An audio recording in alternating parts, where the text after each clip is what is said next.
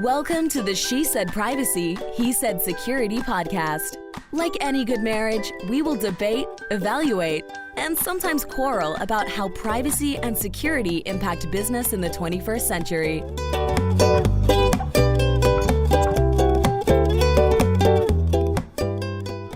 Hi, Jody Daniels here. I'm the founder and CEO of Clover Advisors, a certified women's privacy consultancy. I'm a privacy consultant and certified informational privacy professional, providing practical privacy advice to overwhelmed companies. Hello, Justin Daniels here. I am passionate about helping companies solve complex cyber and privacy challenges during the life cycle of their business. I am the cyber quarterback, helping clients design and implement cyber plans, as well as help them manage and recover from data breaches. This episode is brought to you by Clover Advisors.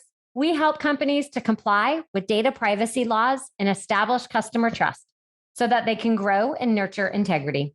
We work with companies in a variety of fields, including technology, SaaS, e-commerce, media, and professional and financial services. In short, we use data privacy to transform the way companies do business. Together, we're creating a future where there's greater trust between companies and consumers. To learn more, visit redcloveradvisors.com. I got through that without the case of the giggles. I'm so excited. I missed the giggles. That was fun. Well, we have a great guest on the show today. It's Daniel Solove, who is the John Marshall Harlan Research Professor of Law at George Washington University Law School. He is the president and CEO of TeachPrivacy, a company that provides computer-based privacy and security training to hundreds of organizations around the world. He is the author of 10 plus books, including his most recent, Breached: Why Data Security Law Fails and How to Improve It. Hello, Daniel, and welcome to the show. Hi, thanks so much for having me. Well, we're really excited to have you here today. And I remember hearing and meeting with you in TeachPrivacy when I was early on in my career in privacy. I'd love if you can share a little bit of detail on your career arc and also what helped you to launch TeachPrivacy. Absolutely. So I began becoming interested in privacy and researching about privacy in the late 90s. I took a course in law school on internet law, one of the early courses on it. The internet was just starting to blossom as a commercial existence. And I was fascinated by it. I thought there were a lot of really interesting issues, and one of the most unexplored issues was privacy. So I started researching and writing in that area. I began teaching in 2000 and had a privacy course. At that time, there was hardly anything out there. Hardly any schools had courses. I could count the number of chief privacy officers on one hand. The IPP wasn't around. HIPAA was just coming into being.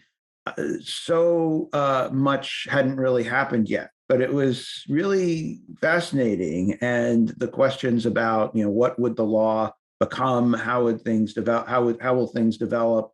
Were just an endless source of things to think about and write about. So I really, became deeply involved in the field at that time. I thought originally I would just do cyber law broadly. But as I got more into privacy, I realized that, wow, that this is a bigger world than I thought. So it's kind of like going down a rabbit hole and then suddenly realizing, oh my gosh, I'm in Wonderland now. There's so much here. So ultimately, I had one other. Each time I finished a paper, there were 2 or 3 other ideas I had for others. So I got deeply into privacy. And then about 12 years ago, I had been doing some consulting for a number of companies and lawyers.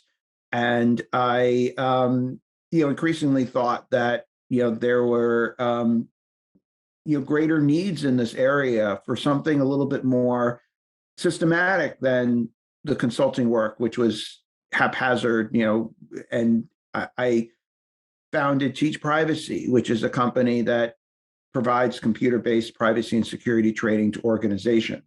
Because one thing I learned talking to a lot of privacy officers was that training was a key function in their job, but it was often something that was not really done particularly well at their organizations. A lot had canned training that would be rather dull and lifeless, or written by folks that really didn't know the field, by external vendors that just weren't really experts in the field. And also, it was created by folks that weren't teachers, which is something, the weird thing about kind of the e-learning industry is that they've dispensed with, I think, two of the most important things when it comes to education. I come from a background in higher education. And so there, the key things are, one, the subject matter if you're teaching, and two, you spend some time thinking about what's effective teaching. You actually teach and you have experience teaching. And one thing I saw in a lot of the e-learning materials that I encountered was that they were not created by people who had any teaching experience at all, who hadn't thought at all about pedagogy and what makes people remember something and how to make something engaging. And they also, was created by people who really didn't know the subject. So I thought, this is where I could make a contribution and create a useful company to provide training in areas where I understood the law and understood what was required, and also where I could use what I've learned teaching and put it into practice in creating my material. So that's what I've been doing for the last 12 years, and I still am teaching as well and writing. I'm still a professor, so I now do both. Excellent. Thank you so much for sharing. I always learn little tidbits and just find people's careers super fascinating. So what do you think are the business goals that all the training that you have developed promote? Well, I would say that, at the minimum, it's to comply with law. So at the very minimum, there are certain privacy laws that require companies to do training. And so it's to comply with those laws. That's the minimum. The next level up is to mitigate risk. So, the more companies know about certain topics, such as how to handle various types of data, how to do basic end user data security, all these help reduce risk that something could go wrong. So that's kind of the next level up. But ultimately, I would say, the best goal would be more than those two things. It would be to, in fact, help create a culture where people really understand privacy and an organization really cares about protecting personal data. And they really take it seriously. They go above and beyond to learn about things that they don't, beyond just the minimum they need to know, but they really want to excel in privacy. They want to be proud of how they are handling privacy and how much people know about what they're supposed to do. And so that's, I guess, the ultimate goal would be to have that kind of a robust program where, people aren't just, doing what they have to do because the law tells them to do it, where people are doing more than just enough to worry about, risks to the company, but are doing something more broadly about thinking about privacy as something that is a ethical responsibility to protect their customers and clients and even their own data and their own employee data. Can you share some examples of where you think companies are doing a good job, as you talked about that training program, where it's above just maybe the check the box, I did it one time a year, but they're doing something a little bit more comprehensive? Yeah. So, a lot of number of companies that will put out not just the annual, 20, but will have other things to reinforce knowledge, quarterly refresh on a particular topic, quick micro learning of 5 minutes or less. You'll have other supporting materials, handouts, newsletters, cartoons, things just get people thinking about it, so that they don't just think about it one day out of the year. They're periodically reminded of some key things they should be thinking about it. Also, to have information available so that if someone has a question or needs to learn about something, they can quickly learn about it.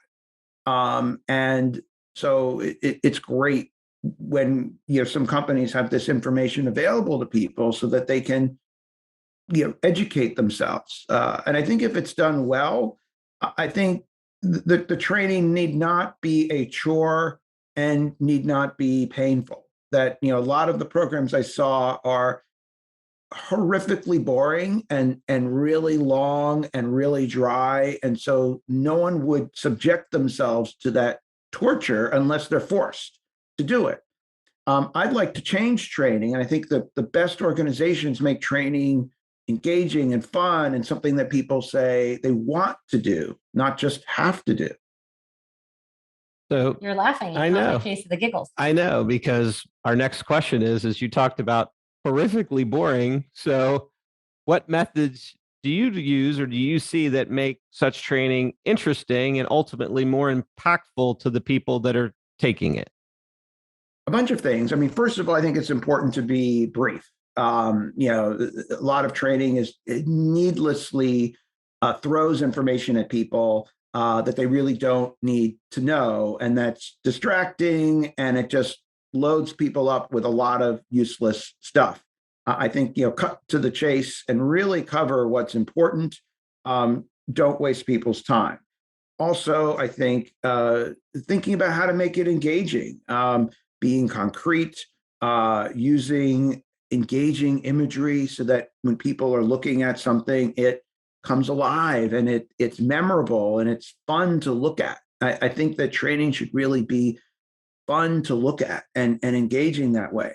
I've seen just so many other programs that barely use images, or they'll just kind of use a kind of very bland stock imagery that really is cold or doesn't really stick in anyone's mind. It's just forgettable images that you just kind of see in an ad or something like that. So I believe in using something more creative and fun and lively, and images that would stick in people's mind, and to use a lot of them. I believe it's very important to be very visual. And also, I think that it's important to be passionate about privacy, to really care, because, as an instructor, if I am not conveying a genuine passion for what I'm talking about, it's hard to imagine how someone taking the training is going to really be passionate either. My job is to try to show just how important this is, how interesting it is, to really draw in my audience. And I think that's really important. And see, so many trainings are done by these narrators who might be slick in how they sound, but they're kind of robotic and lifeless, and they don't really seem to be into it. And I think that's really important. People need to feel like they're being taught by a human being, and that they're really being spoken to as a human being. They're not just kind of someone reading some script at them, but they really need to be taught. So that's really what I try to do. I really try to focus on everything I create is, how am I going to make this interesting? How am I going to make the audience engaged? How am I going to get them to really care? And how am I going to be respectful of their time, so that I can keep them interested? Because ultimately, I really enjoy every program I create. I take a lot of time and care in picking the images so that I'm happy with what I put out. If I'm not excited about it, if I'm not interested in it, how can I expect my audience to be? So I really want to make sure that I'm going to create something that people are going to love, and that will stick with people. That then I think people remember if someone really cares and puts time and effort and really tries to speak directly to you, I think that really has a big difference in the audience's reaction to it. I think that could apply to all kinds of presentations. If people made presentations slightly more interesting, I think everyone would listen. What are your thoughts when it comes to almost role-based training, and how does the marketing team need the same training that the finance team does and the product team, right? So different parts of an organization, everyone might need the base level, but different parts of an organization might need something a little bit extra special. Can you share a little bit about your experience and how companies are approaching those needs? Yeah, I mean, privacy is particularly tricky that way. With data security, the same things apply to everybody, right? Don't click on suspicious links. Be careful about a variety of different things, and that it's not really as role specific. Privacy is very complicated because we're in a sea of privacy laws, and all these laws are different, and the laws apply to different things. So, marketing has its set of privacy laws. There are privacy laws for dealing with different kinds of data, depending on where a company does business, laws that are different from state to state and country to country, laws that apply to children's data, which are different than laws that apply to health data, and laws that apply to financial data. And so depending on one's role at a company and what particular things a company is doing and what types of data a company is gathering, that's going to require different sets of training, because the laws, first of all, have different terms for the data. And this adds to the complexity. Is laws refer to, sometimes they'll call it personal data, sometimes they'll call it personal information, sometimes they'll call it personally identifiable information. HIPAA calls it protected health information, PHI.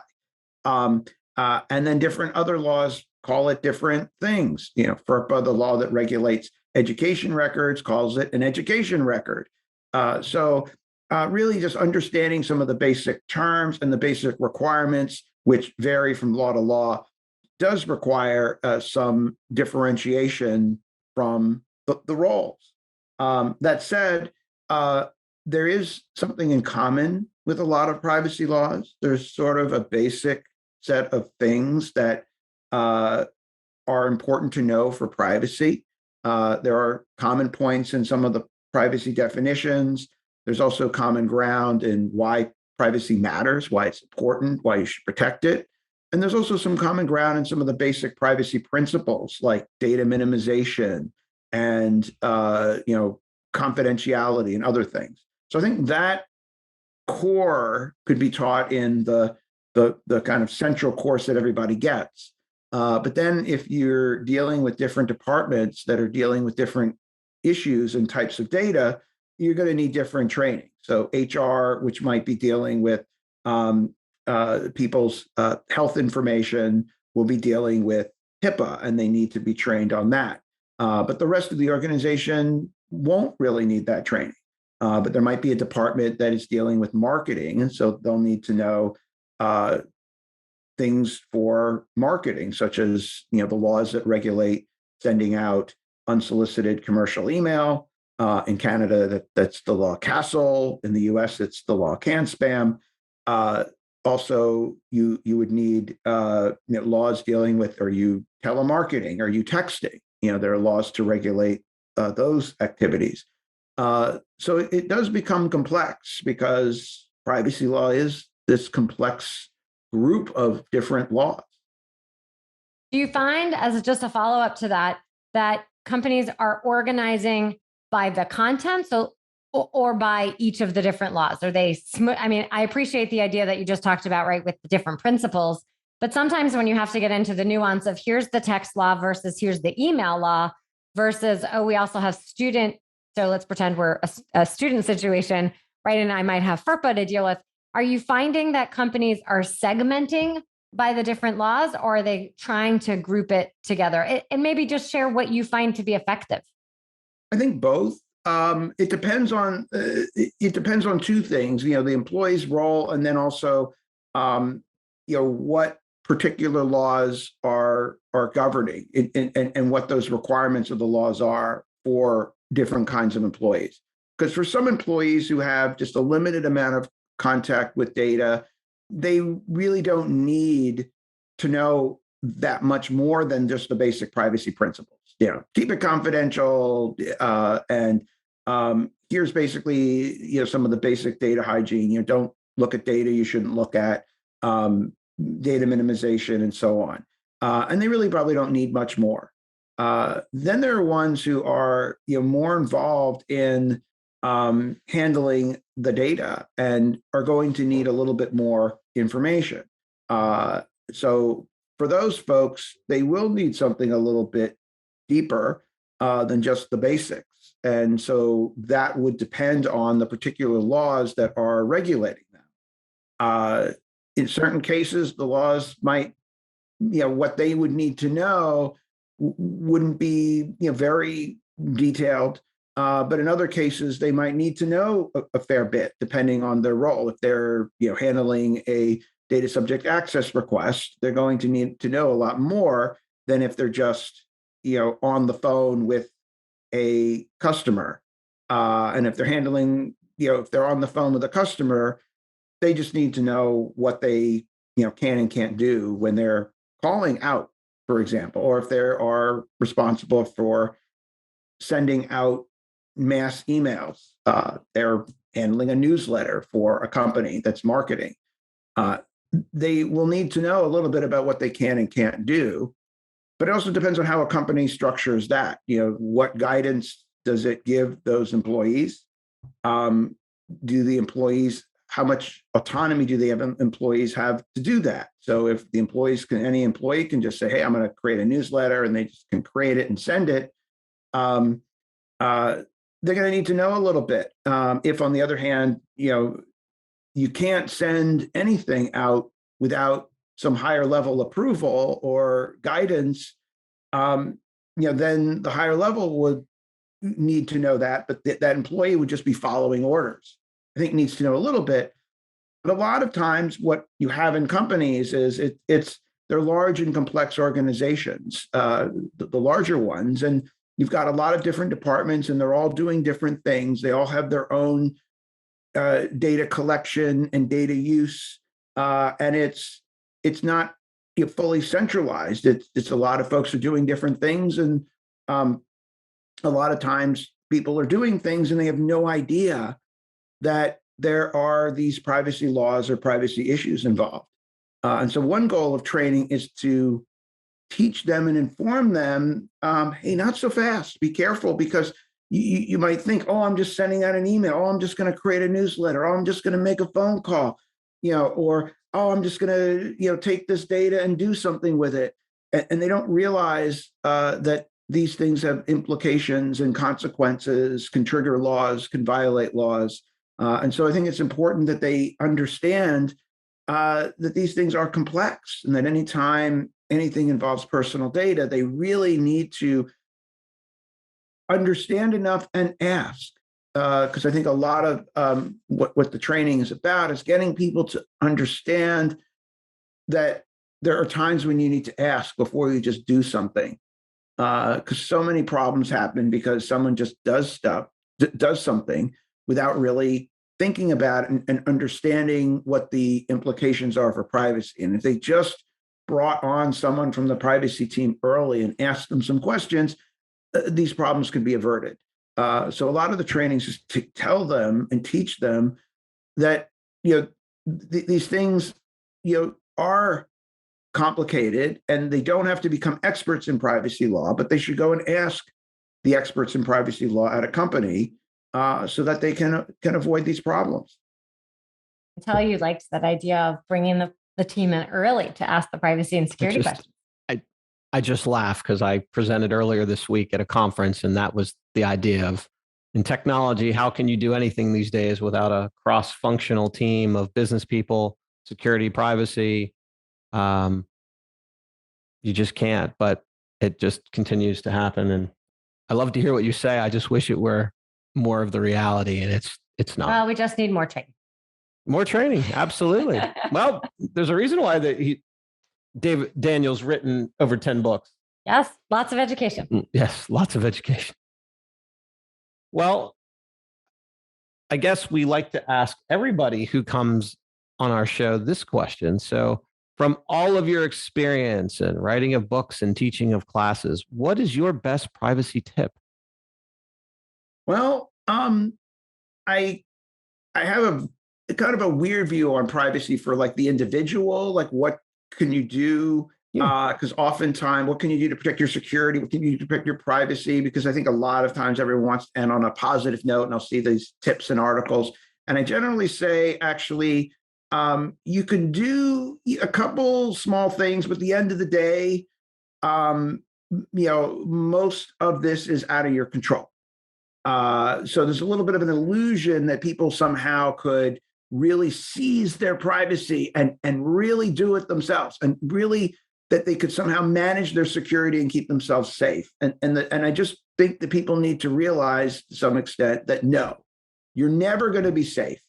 And you can do a couple things to make it a little better, but you're not going to be safe. And it's nothing you can do.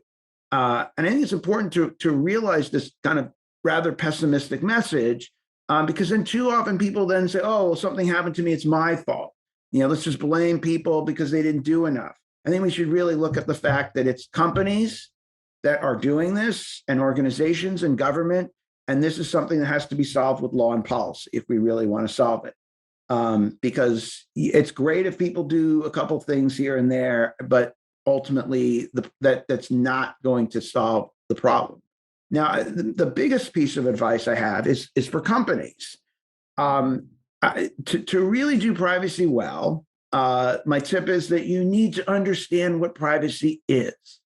And far too often I've seen attempts at privacy by design and attempts to design a privacy program without understanding what privacy is. And if you don't understand what privacy is, it's hard to imagine how you can protect it. And so time and again, folks will say, engineers will say, oh, I'm protecting privacy. Yeah, I'm baking privacy into the thing. We're doing privacy. Absolutely. We love privacy. And then you ask, what's privacy? And they're like, well, we have some access controls and we encrypt the data. That's not privacy. Privacy is so much more than that.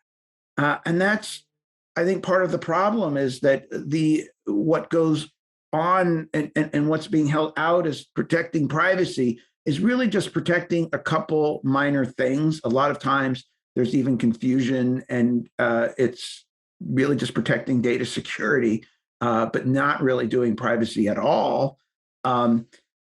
Privacy is really complex. I wrote a book talking about what privacy is and what privacy means. It's called Understanding Privacy. In the book, I argue that privacy is not just one thing, it's actually many related things. It's a web of different things, and I identified 16 different kinds of things that privacy entails, that privacy involves. And if you ignore some of those, you're really missing key dimensions of privacy. So I think it's really important to get everything, because if you're missing stuff, you're not really adequately protecting the information. So I think it's really important to spend time thinking about what privacy is, to really have a definition and understanding of it. And then you can actually protect it and measure whether or not you're really doing a good job at protecting it, whether you're really being comprehensive. Because otherwise, it's just, doing a couple things and calling it a day, but you're not really, protecting privacy. It's protecting a couple isolated things here and there without any kind of larger vision or goal. And I think that's a problem, and that's why you have a lot of problems, or a lot of times people, oh, we do privacy by design. Well, not really. It's only as good as what if you say you're baking in privacy. Well, what you're baking is only as good as what you're baking in. So, I guess another way to say is, if you want to make, if you're making a dish or a recipe and you're leaving out 90% of the ingredients, what are you making? So that's really important. I agree. I really like how you have emphasized the overarching philosophy of what privacy is, and that it's not what a lot of companies, I think, is just here's a checklist and here's all the things that we're going to do with it. Now, when you're not teaching, writing, creating courses on privacy and security, what do you like to do for fun? Well,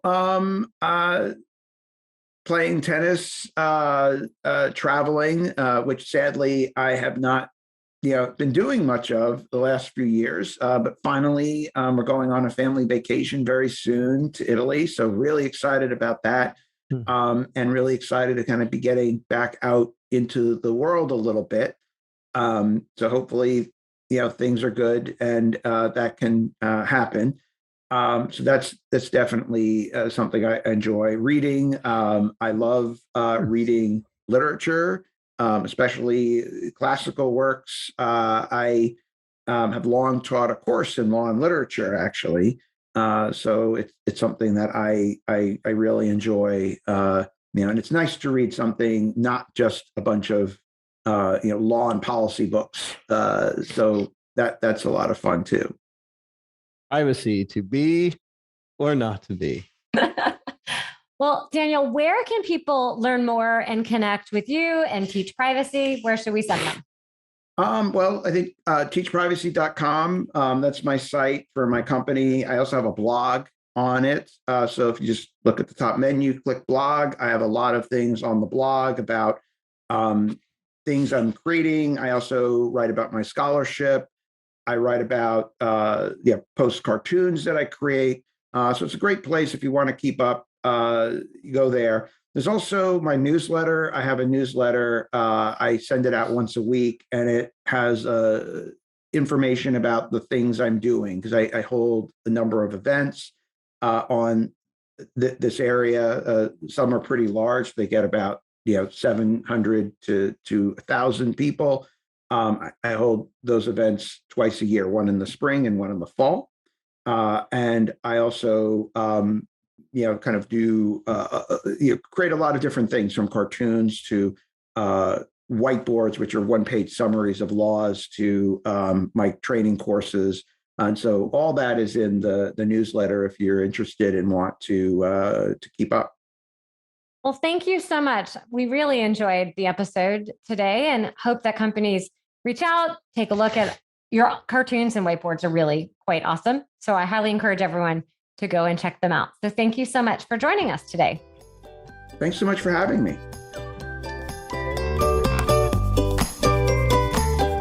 Thanks for listening to the She Said Privacy, He Said Security podcast. If you haven't already, be sure to click subscribe to get future episodes and check us out on LinkedIn. See you next time.